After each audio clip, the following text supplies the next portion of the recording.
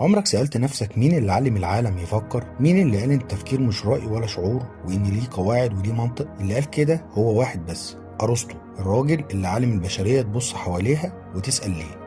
اتولد سنة 384 قبل الميلاد في مدينة استاجيرا شمال اليونان. أبوه كان طبيب الملك في مقدونيا، يعني من صغره عينه كانت متعودة تشوف التفاصيل وتشوف جسم الإنسان كمنظومة مش كحاجة واحدة. ولما بقى عنده 17 سنة ساب مدينته وسافر على أثينا، دخل أكاديمية أفلاطون وقعد فيها 20 سنة، لكن رغم كده ما كانش شبه أفلاطون خالص.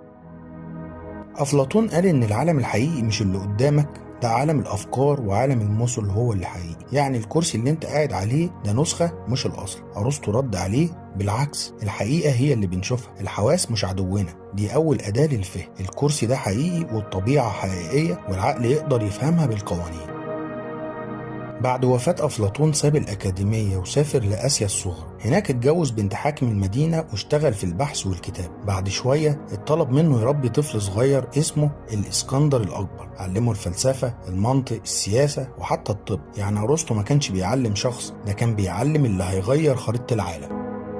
ولما رجع لأتينا فتح مدرسته الخاصة الليسيون، لكن كانت مدرسة مختلفة. التلاميذ ما كانوش قاعدين، كانوا بيمشوا ويتكلموا، عشان كده اتسموا الفلاسفة المشائين.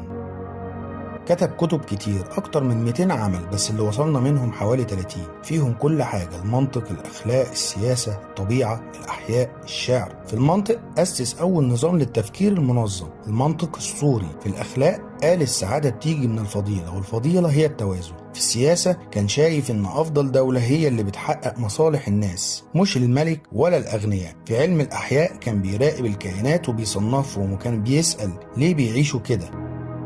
بس الدنيا اتغيرت بعد موت الإسكندر. أثينا بقت تكره كل حاجة ليها علاقة بمقدونيا، وأرسطو اتهم بالكفر وهرب من المدينة وقال مش هخليكوا تخطئوا في الفلسفة مرتين زي ما عملوا مع سقراط.